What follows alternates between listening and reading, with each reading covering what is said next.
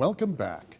We're talking about domestic violence and abuse, and we're joined again by Lee Dukey and Dr. Stephanie Francis with InterAct. And thank you again for both being here. Let me ask you, what kind of tools do you provide to the community to help the victims of domestic abuse? Well, we'd love to share with you a relatively new tool that we have implemented in 2011 when Wake County experienced so many domestic violence homicides. We realized that we were not reaching the people who were at the very highest risk of serious injury or even death. So we implemented a tool called the Lethality Assessment Program, or LAP for short. We started this with Raleigh Police Department, City of Cary, Town of Morrisville, and have since expanded this to the emergency department personnel at Wake Med and also all of the Sheriff's Department. It's not rocket science, and it's an 11-question questionnaire that is asked at the scene of the incident by law enforcement. Stephanie, would you like to share more about that? Yeah, so what that would look like is if the police respond to a 911 call and it is a domestic violence dispute, or if somebody reports to the emergency room, the nurses can utilize this tool as well.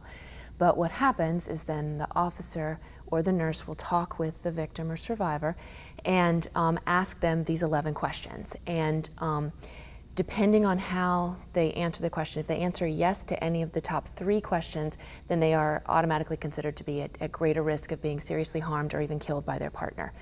If they answer no to any of those, but answer yes to at least 4 of the remaining 7 questions, then once again, it is recognized that they are potentially at greater risk of being harmed or seriously harmed or killed by their partner. And these are questions like, does your partner have access to a weapon? Is your partner jealous and monitors your behavior? These sorts of questions. Has your partner threatened you in the past? And then what will happen is the individual who's administering the screen will inform the victim or survivor that based on the way they've answered these questions, they are considered to be at greater risk of potentially being seriously harmed or killed by their partner.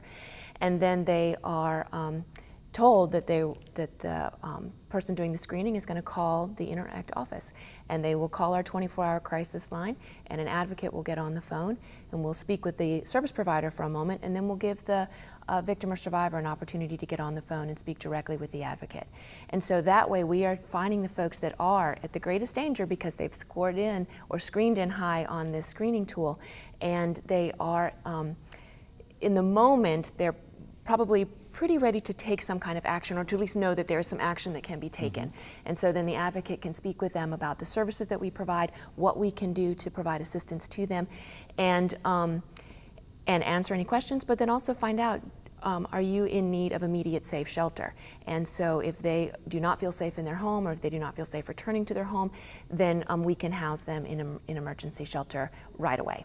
And the police officers can bring them to us, and the hospital personnel can help assist with that, and then we can get them into safe shelter immediately. Oh, that's wonderful. It really is. Now, what happens, maybe I'd like to talk a little bit about this for those folks who aren't to that point yet, where the police have not been called.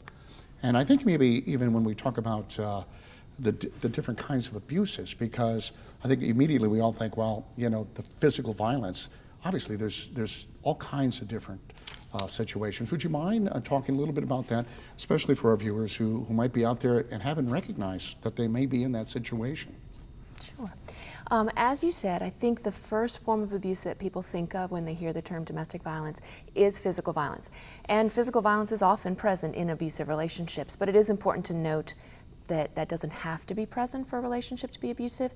There are lots of tactics that perpetrators can use to strip away that power and control. So in addition to physical violence, we typically see emotional and verbal abuse. And as I mentioned before, I mean, that is often the form of abuse that presents itself first and really does it's a way for that perpetrator to really successfully lay a foundation to continue other and additional abusive behaviors. Let me, if you don't mind, maybe ask, what does that mean? I mean, I know what that means, but I mean, how do you determine what is normal and what isn't normal? Because people get in arguments, people say things and do things they regret, or is it all of the above? So when we're talking about, say, verbally abusive behavior, that is, and emotional and verbal abuse are very linked very tightly, but emotionally and verbally abusive behavior is constant criticism, it's belittling the other partner, it's doing and saying things to make that individual feel bad about themselves, to feel bad about, to feel down on themselves, to feel belittled, demeaned.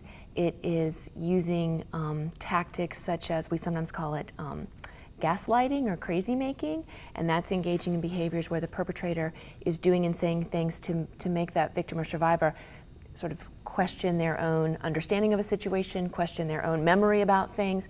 So these sorts of things, and fundamentally what emotional behavior is about, it's about trying to make the other individual feel about this big, to make them feel worthless, to make them feel that they don't deserve to be treated with respect, to make them feel that they don't have people who care about them and that they aren't worth caring about.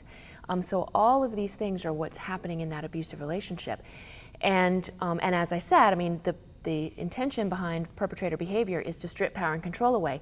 And if I, as a perpetrator, can engage in behaviors that make my partner feel about this big and feel worthless, then it is that much easier to continue to strip power and control away.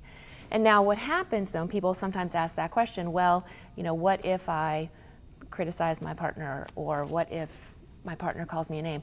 Well, we're looking for a pattern. Is this a regular thing, or is this something that happened once or twice? And then what's the intention behind that? So if my partner calls me a name and I tell them that's not okay, well, what's the response? Does my partner say, you know, you're right, that was really out of bounds, and I shouldn't have said that, I was angry, and I apologize, and I'll make sure that doesn't happen again? Or does my partner say, what's the matter with you? I was just telling a joke. Can't you take a joke? You're so sensitive. So do they take responsibility for that behavior, or do they continue to further engage in those abusive tactics? I'll tell you what, there's so much to talk about. Hang on, we're going to come right back. And don't you go away. You'll find out more about InterAct.